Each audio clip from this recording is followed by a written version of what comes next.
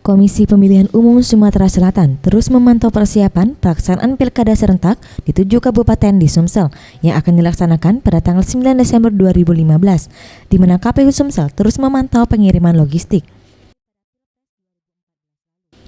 Menurut Aspahani, Ketua KPU Sumsel yang ditemui pada Kamis, 19 November 2015 mengatakan, yang menjadi perhatian pihaknya saat ini yaitu pengiriman logistik pilkada di 7 kabupaten Sumsel harus sampai pada 25 November 2015.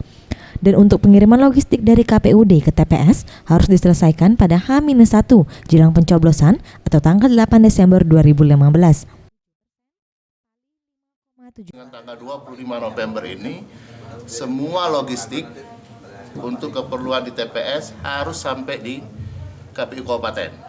Nah, dari tanggal 25 sampai tanggal 30 sudah persoalan persiapan packaging untuk menuju TPS. Dan tanggal 30 sampai tanggal 8, tanggal 30 November maksudnya, sampai tanggal 8 Desember, semua logistik itu sudah nyampe di TPS. Nah, itu yang perlu.